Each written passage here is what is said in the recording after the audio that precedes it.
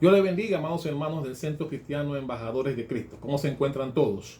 Espero que bien en casa, en armonía y esperando su acostumbrado viernes de enseñanza. ¿Cuánto les gustan los viernes de enseñanza? Quiero seguir más o menos por la línea de la prédica pasada, en donde hablaba de Jesús. Hablábamos la prédica pasada de las razones por las cuales seguimos a Jesús. Y una de las cosas que yo mencionaba en aquella ocasión es que Jesús es el centro de la Biblia. Toda la Biblia se refiere a Jesús. Porque mucha gente piensa que solamente Jesús aflora en la Biblia en el Nuevo Testamento. Vamos a ver que eso no es así. Vamos a ver que el Antiguo Testamento habla plenamente y completamente de Jesús, ¿no? Y es el tema por el cual quiero ilustrarlos en el día de hoy. Hay un pasaje en donde Pedro, hablando de Jesús en la casa de Cornelio, vaya conmigo en sus Biblias de manera inmediata a Hechos capítulo 10. Hechos capítulo 10, versículo 43. Hechos 10, 43. Hablando Pedro en la casa de Cornelio acerca de Jesús. Él dice así: de hablando de Jesús, dan testimonio todos los profetas. Está hablando Pedro. Recuerda que cuando Pedro dijo esto, todavía no se había escrito el Nuevo Testamento. Se estaba formando, pero todavía no estaba escrito.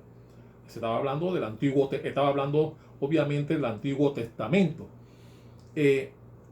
Y Pedro estaba diciendo que el Antiguo Testamento da testimonio de Jesús. Habla plena y exclusivamente de la existencia y de la pronta llegada de Jesús, ¿no? Recuerde que todavía no existía el Nuevo Testamento. El Nuevo Testamento se estaba formando en aquella época, todavía no estaba hecho. Pero ya Pedro estaba informándoles que la Biblia daba testimonio de Jesús. Amado hermano, usted quiere que entremos a revisar el Antiguo Testamento para que podamos ver cómo aflora, cómo sale Jesús, a pesar de que pasaron muchos años después del Antiguo Testamento para que Jesús naciera. Vamos a ver que en el Antiguo Testamento se habla mucho de Jesús. Es que Jesús es el centro de la Biblia. Si usted ha leído el Antiguo Testamento y usted no ha visto a Jesús reflejado en él, quiere decir que usted no ha leído la Biblia con detenimiento. Debe decir que usted no ha escudriñado de manera consciente la lectura de la Biblia. Porque si usted ha leído con detenimiento el Antiguo Testamento, usted tiene que ver a Jesús reflejado en dichas escrituras, ¿no? Así que vamos a ver en este viernes de enseñanza cómo el Antiguo Testamento refleja a Jesús. Y también vamos a hablar de algunas profecías, de las tantas que hay en el Antiguo Testamento, que revelan y que anuncian sobre Jesús. Una de las cosas que dijo Jesús en su peregrinar y que nuevamente él les recuerda a los escribas y fariseos sobre él, está en lo que dice el libro de Juan. Vaya conmigo a Juan capítulo 5. Juan capítulo 5, versículo 39. Juan 5, 39 dice así, hablando Jesús. Dice: escudriñad las escrituras, porque a vosotros os parece que en ellas tenéis la vida eterna, y ellas son las que dan testimonio de mí. Jesús te está diciéndoles que escudriñen las escrituras, porque ellas, las escrituras, dan testimonio de él. Obviamente cuando Jesús dijo eso, solamente existían el Antiguo Testamento, los libros que hasta ese momento o que estaban en papiros se conocían. de las escrituras. Recuerda que todo se escribía y todo se guardaba. Y en esa época en que Jesús les menciona a ellos lo que está en este versículo de Juan, Él les está diciendo, las escrituras dan testimonio de mí. Está hablando del Antiguo Testamento, ¿no? Mi hermano, si nosotros vemos el Antiguo Testamento y dejamos a Jesús por fuera, la Biblia sería un libro lleno de profecías incumplidas, sería un libro lleno de muchas ceremonias incomprendidas, sería un libro confuso. Si sacamos a Jesús de la ecuación del Antiguo Testamento, ¿no? El Antiguo Testamento fue completado aproximadamente unos 400 años antes que Jesús naciera.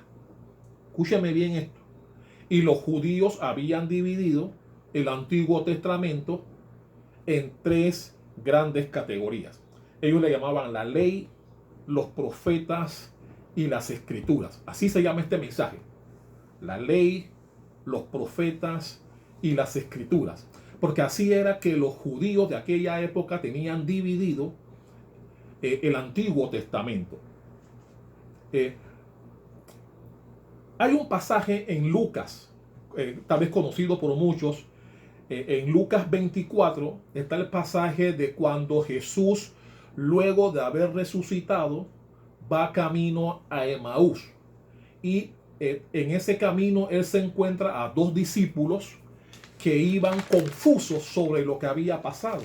Ellos no entendían que su maestro, el Mesías que ellos conocían, había sido crucificado. Y ellos iban en ese camino a Emaús y ellos no identificaron a Jesús. O Jesús no permitió que ellos le reconocieran porque quería darles algún tipo de conocimiento. Y por eso vaya conmigo a Lucas para que veamos algunas cosas que Jesús dijo allí. Lucas 24, vaya a Lucas 24, versículo 44. Jesús camina con estos dos discípulos que iban tristes, obviamente, porque había sido resucitado. Tenía 3 días de haber sido crucificado y haber resucitado. Pero ellos no lo entendían, iban tristes, conversando de cómo era posible que su maestro había muerto, etc. Y Jesús camina con ellos no lo identifican. Y mire lo que dice el versículo 44 de Lucas 24. Lucas 24, 44 dice: y les dijo, hablando Jesús, estas son las palabras que os hablé, estando aún con vosotros, que era necesario que se cumpliese todo lo que está escrito de mí en la ley de Moisés, los profetas y en los salmos. Voy a repetir esto. Jesús hablándole a los discípulos, diciéndole lo siguiente: estas son las palabras que os hablé, estando aún con vosotros, que era necesario que se cumpliese todo lo que está escrito de mí en la ley de Moisés, los profetas y en los salmos. Note que aquí se habla de lo que yo hace un rato hablé de escrituras. Aquí Jesús menciona la palabra salmos. Y eso tiene que ver porque los judíos habían tomado los salmos y toda la escritura que había en esa época y le dieron por nombre las escrituras. Mira lo que dice el versículo 45 para que entendamos un poquito mejor. Entonces les abrió el entendimiento para que comprendiesen ¿qué cosa? Las escrituras. Es decir, que Jesús les estaba diciendo que era necesario que se cumpliese la ley, que la ley era la ley de Moisés, que se cumpliesen los profetas y las escrituras. Y cuando él dijo eso, que él está hablando de él, que era necesario que se cumpliese lo que esas escrituras hablaban de él, hablaban de Jesús.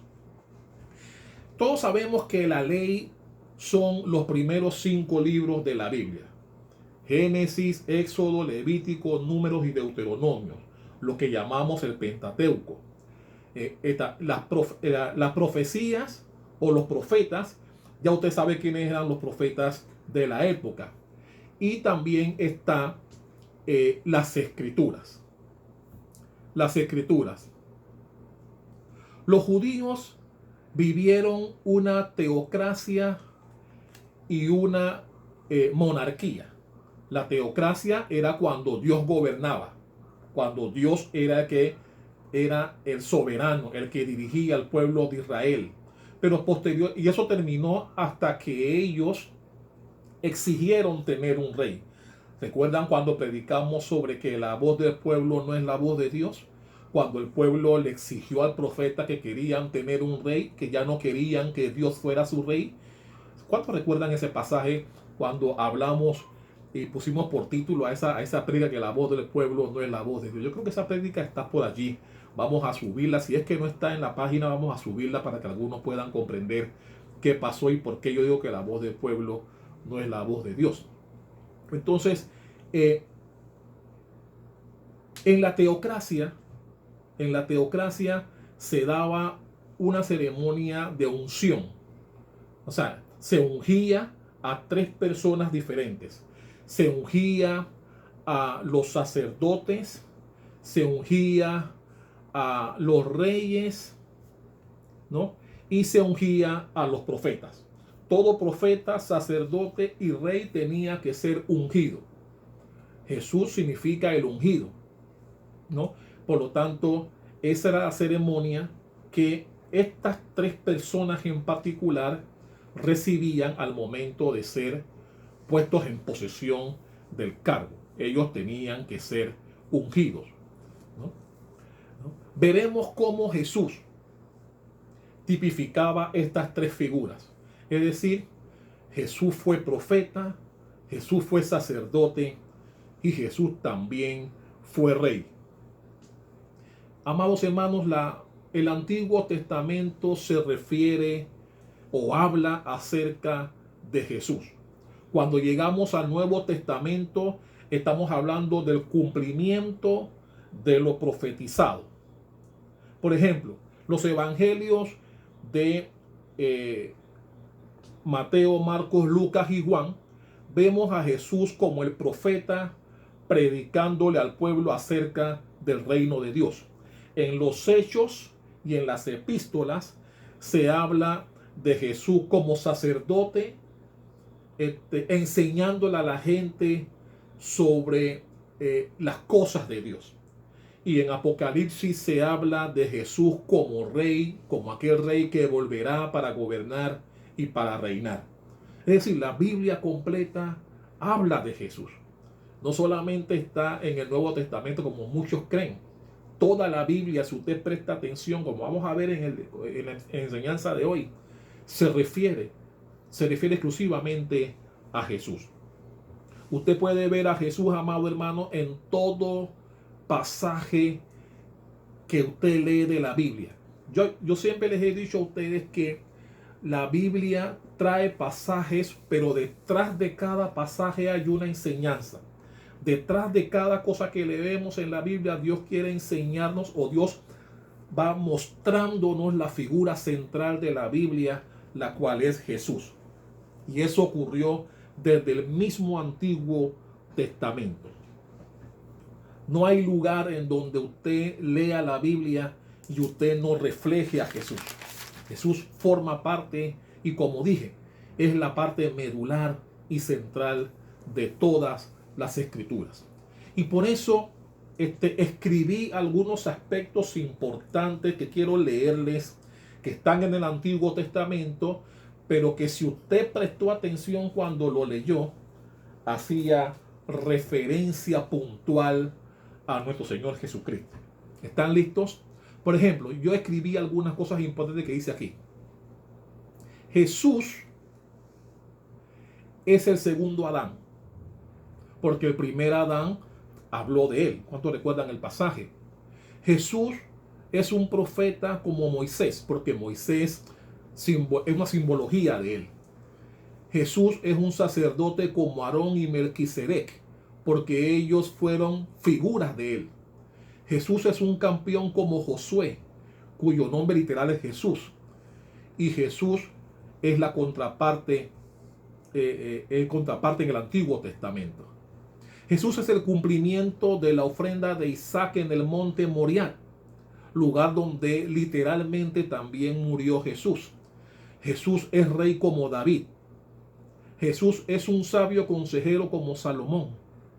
Jesús es un amado, rechazado y exaltado hijo proveedor de alimento para todo el mundo como José. Jesús es reflejado en el arca del pacto. Jesús es el sacrificio sobre el altar de bronce en el tabernáculo, en el templo. Jesús es el trono de la misericordia en el santuario donde habitaba la gloria de Dios. Jesús es el agua que brotó de la roca. Jesús es el maná que cayó del cielo. Jesús es la serpiente de bronce levantada en el desierto. Jesús es el cordero de la Pascua. Jesús es el macho cabrío que llevaba en sí los pecados de la gente. Jesús es el león de Judá y el buen pastor. Jesús es la raíz que brota de la tierra seca, nacida de una virgen. Jesús es la vid verdadera. Es decir, mi hermano, donde usted lee la Biblia y usted la leyó con una lectura de aquellos que escudriñan, usted verá a Jesús. En todas las trayectorias de la Biblia, desde el inicio mismo de la Biblia, usted verá reflejado a Jesús como profeta, como sacerdote y como rey. ¿Cuánto dicen amén a eso? Vamos a ver también cómo Jesús también fue proyectado en la Biblia a través de las profecías. Dios comenzó a preparar la llegada de Jesús y estableció más de 300 profecías que hablaban de él y que están en el Antiguo Testamento. Obviamente no podemos verlas todas, pero vamos a ver algunas. Yo decía también en la prédica pasada que no hay profecía que no se haya cumplido o que esté por cumplirse. Todas las que estaban por cumplirse cumplieron, incluyendo más de 300 solamente sobre la venida de Jesús, sobre la llegada y el nacimiento de Jesús. Todas se cumplieron. Si usted ha leído la Biblia y usted ha leído la cantidad de promesas, todas en el Antiguo Testamento, que hablan sobre la llegada de Jesús, nos daremos cuenta que, como he dicho en otras ocasiones, desde el inicio de esta prédica, que Jesús es de lo que habla la Biblia, desde el Antiguo Testamento. Vamos a verlo. Por ejemplo, Dios dijo en el Antiguo Testamento que el Mesías vendría de una raza. O sea, no sería un ángel, sería un ser humano, sería un hombre. Vamos a ver lo que dice, por ejemplo, Génesis 3:15, desde el inicio de la Biblia. Génesis 3, búsquelo. Génesis 3:15. ¿Lo tiene? Dice, y pondré enemistad significa guerra, entre ti y la mujer, entre tu simiente y la simiente suya. Es decir, cuando habla de simiente, habla de la descendencia de ella y la descendencia del maligno. Esta te herirá en la cabeza y tú le herirás en el calcañar. Es decir, Dios diciendo que el enemigo herirá a Jesús en el calcañar, pero Jesús le destrozará la cabeza. Y mi hermano, esa guerra que existe entre el bien y el mal todavía está hoy. Esa guerra de la simiente suya con la simiente de la serpiente todavía se está dando hasta el día de hoy. Todavía se está dando esa lucha. Y mi hermano, en esta palabra se habla de la simiente. Habla de descendencia, de la simiente de la mujer, la simiente de la serpiente. También habla de un nacimiento. Habla de un nacimiento. La simiente se refiere a la descendencia de un hombre. Aquí habla de la simiente de una mujer, pero obviamente se está refiriendo al nacimiento del Señor Jesús. Se está refiriendo a Él, ¿no? También habla de una herida. La herida que recibirá el hombre, pero que al final, como todos sabemos, ya Jesús venció al mundo, como la Biblia dice, ¿no? Y que Jesús al final destruirá a la serpiente y será lanzado, ¿no?, al infierno, al hoyo de fuego, cuando se cumplan sus días. Vamos a hablar entonces de profecías que hablan de el nacimiento de Jesús. Mire que estamos hablando exclusivamente del Antiguo Testamento para probar que todo el Antiguo Testamento, todo, hace referencia a Jesús. Mire cómo la Biblia, por ejemplo, había establecido que Jesús nacería o vendría de una simiente. Y la Biblia habla, por ejemplo, en Génesis 12. Vaya conmigo a Génesis 12. Cómo la Biblia, cómo Dios comienza a ir creando o estableciendo los marcos por los cuales vendría Jesucristo, el Mesías. Y dice, por ejemplo, en Génesis 12, del 1 al 3, pero Jehová había dicho a Abraham, todavía no era Abraham: vete de tu tierra y de tu parentela y de la casa de tu padre a la tierra que te mostraré. Y haré de ti una nación grande y te bendeciré y engrandeceré tu nombre y serás bendición. Bendeciré a los que te bendijeren y a los que te maldijeren maldeciré. Y serán benditas en ti todas las familias de la tierra. Como usted sabe, amado hermano, Abraham tuvo dos hijos. Tuvo a Isaac y a Ismael.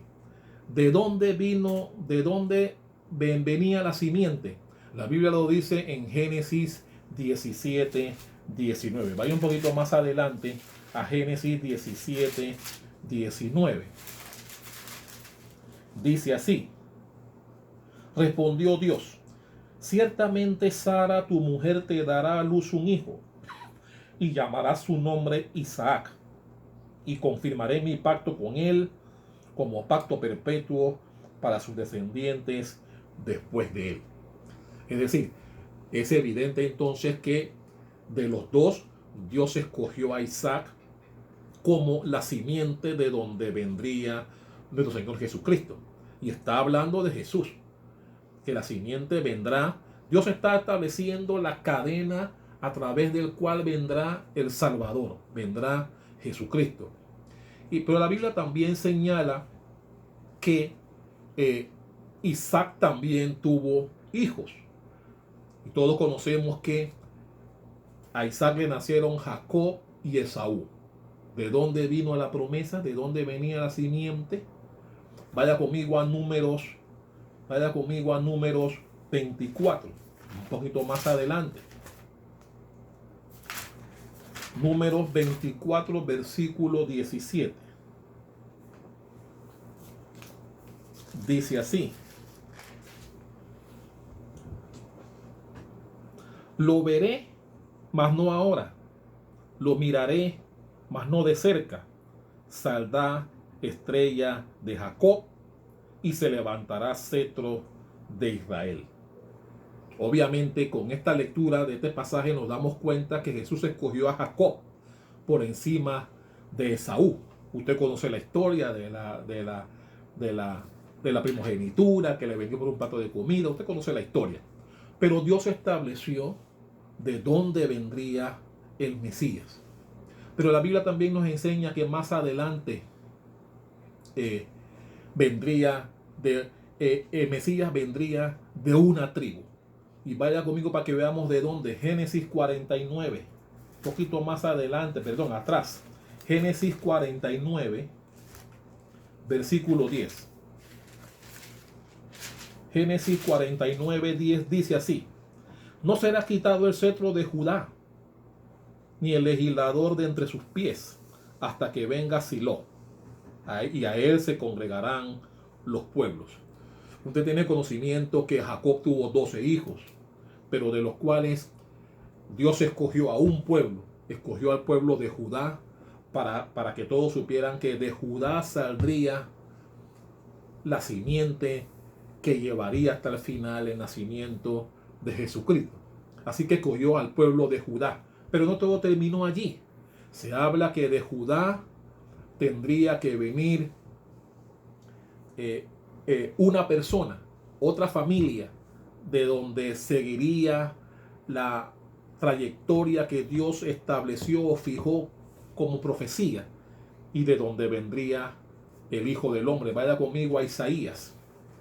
Isaías 11. Isaías 11, versículo 1. Isaías 11:1 dice, ¿lo tiene? Saldrá una vara del tronco de Isaí y un vástago retoñará de sus raíces. Dios estableciendo entonces que de Judá llegamos a la familia de Isaí. Y usted conoce la historia. De Isaí tenía también varios hijos y la Biblia dice que de allí saldrá alguien en particular de la familia de Isaí de Judá. Vaya conmigo más adelante para que veamos cómo Dios escoge a David en Segunda de Samuel. Vaya conmigo a Segunda de Samuel. Segunda de Samuel 7. Segunda de Samuel 7, versículo 8. Segunda de Samuel 7, versículo 8 dice: Ahora pues dirás así a mi siervo David: Así ha dicho Jehová de los ejércitos: Yo te tomé del redil, de detrás de las ovejas, para que fueses príncipe sobre mi pueblo, sobre Israel.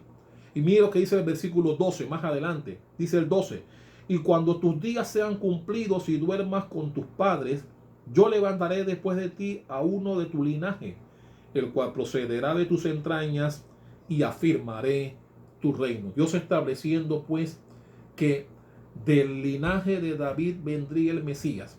Y Dios también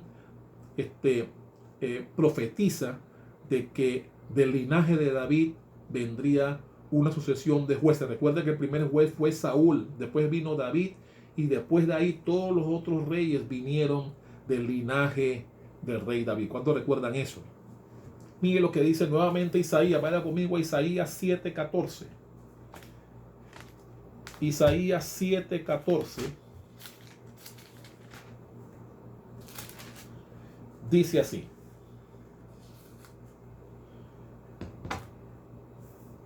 Isaías 7:14. Por tanto, el Señor mismo os dará señal. He aquí que la Virgen concebirá y dará a luz un hijo y llamará su nombre Emmanuel.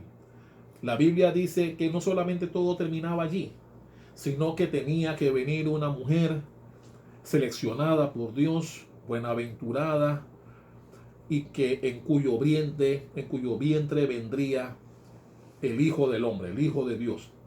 Pero no solamente eso, no podía nacer en cualquier lugar. Tenía que nacer en Belén. Y la Biblia dice que después, cuando venía el Mesías, este sería odiado, sería ultrajado, sería escarnecido, perforado, crucificado. Y la Biblia habla de este Jesús que conocemos usted y yo, de la cual la Biblia habla desde sus inicios. Por eso, mi hermano, si usted pretendía leer el Antiguo Testamento, y si usted ha leído el Antiguo Testamento y no ve reflejado a Jesús, entonces debe ser que usted no ha leído con el detenimiento debido, porque aflora. Dios quiere que desde el mismo inicio, desde Génesis, se habla de la futura llegada de Jesús, y la Biblia se va perfeccionando y se va formando, y las profecías se van desarrollando y cumpliendo, todas encaminadas a reflejar la importancia de la existencia de Jesús. Más de 300 profecías solo relacionadas con el nacimiento de Jesús, y todas se cumplieron y hablaban de cada una de las familias y linajes de donde vendría, dónde iba a nacer, cómo iba a nacer, dónde iba a nacer, de quién iba a nacer, incluso la vida que iba a tener. Todo está profetizado y cumplido en las Escrituras. Por eso, mi hermano, podemos confiar en la palabra de Dios y en el Dios que creó las palabras, ¿no? El Antiguo Testamento nos habla de alguien que vendría en el Nuevo Testamento y que alguien que vendrá, como dice Apocalipsis nuevamente, que vendrá a reinar y a gobernar y a tomar posesión de la tierra. ¿Cuántos dicen amén a eso? Aleluya. ¿Cuántos están contentos con lo que estamos aprendiendo en este viernes de enseñanza? Lo que quiero transmitir en este día, mi hermano, es que solamente con leer el Antiguo Testamento, usted tiene que darse cuenta que la Biblia se refiere únicamente a Jesús. Se refiere a Jesús, se refiere a muchas otras cosas, pero el centro de las Escrituras es Jesús. No solamente en el Nuevo Testamento con los evangelios, no. Desde Génesis, la Biblia va en una cadena de acontecimientos mostrándonos cómo vendría nuestro Salvador Jesucristo, que es el centro de la promesa, el centro de la palabra de Dios, y es el que vino para salvarnos a usted y a mí y a darnos la oportunidad de tener vida eterna. Y por eso nosotros debemos creer, confiar, y así como la profecía nos dice que Él venía, también la profecía nos enseña en Apocalipsis que Él vendrá nuevamente. Así que debemos, como ya hemos enseñado en otras ocasiones, estar preparados para cuando llegue en ese momento. Mi hermano, por eso que yo no quiero enseñarle a ustedes la existencia de Jesús, porque eso está más que probado en la Biblia. Solamente con leer la palabra de Dios nos damos cuenta, y por eso decía yo en la prédica pasada del por qué yo sigo a Jesús. Porque la Biblia no me habla de otra cosa. Escudriñando y leyendo la palabra nos damos cuenta que no hay un tema más importante en la Biblia que Jesús. Y así debemos entenderlo, y así debemos transmitirlo, y debemos tener la fe y la esperanza de que en el día menos pensado Él vendrá nuevamente por su remanente, por aquellos que creyeron en Él, que confiaron en Él, los que se prepararon para su llegada, y los que están apercibidos, preparados, listos para cuando este gran acontecimiento se produzca. ¿Cuántos dicen amén a eso? Y por eso la Biblia nos enseña y nos conduce que nosotros debemos entregar nuestro corazón al Creador. Si en este momento personas que me puedan estar viendo todavía no han tomado esa trascendental decisión en su vida, ¿qué estás esperando? ¿Qué más debe ocurrir para que creamos que la palabra de Dios es viva y eficaz? Y que la palabra de Dios es sí y es amén. Nada de lo que está escrito en este libro dejará de cumplirse. Y si la Biblia me enseña que así como vino una primera vez, vendrá una segunda, yo lo creo. Y para ello debemos usted y yo y todos los cristianos que creemos en la palabra de Dios prepararnos, formarnos y evangelizar a todo el que podamos, ganar todas las almas posibles, para que no solamente seamos nosotros, sino que también tengamos una familia espiritual por la cual daremos cuenta el día de mañana, en ese juicio del que no escaparemos, en ese momento tan importante en donde rendiremos cuenta delante de Dios del tiempo que estuvimos aquí y de cómo lo invertimos. ¿A qué cosa le dimos más importancia? Yo no digo que el trabajo no es importante, claro, el trabajo es necesario porque tenemos que sostener nuestras familias. Pero mi hermano, nada más importante que prepararnos para la segunda venida del Señor. Nada más importante que ganar todas las almas posibles para que cuando rindamos cuenta podamos ir contentos, orgullosos y no preocupados. Para que no entremos quemados, como mencioné en prédicas pasadas, que podrás llegar al cielo pero chamuscado, porque entrarás solo, sin descendencia espiritual. Amado, no seas de esos. Primero, entrega tu corazón al Señor, y segundo, gana todas las almas que estén a tu alcance. Una de las cosas de las cuales debemos estar preocupados, así como queremos ganar buenos salarios y que cada tiempo que pase ganar más, y eso es bueno, asimismo también con las almas. No conformarte y decir, bueno, en este año 2020, ¿a cuántas almas gané? ¿A cuántos traje a los pies de Jesús? La pandemia no es excusa para que tú no puedas ganar almas. Tú puedes convocar personas desde tu casa para que vean estos mensajes y que cuando llegue el tiempo de volver, sean de esas personas que tú convocaste, que tú le diste seguimiento, que estuviste con ellos en este tiempo de dificultad y de encierro, para que cuando podamos salir, ellos acudan junto a ti a la casa de Dios y tú puedas decir: la pandemia no pudo evitar que yo siguiera ganando almas para el Señor. ¿Cuántos dicen amén a eso? Así que, amado hermano,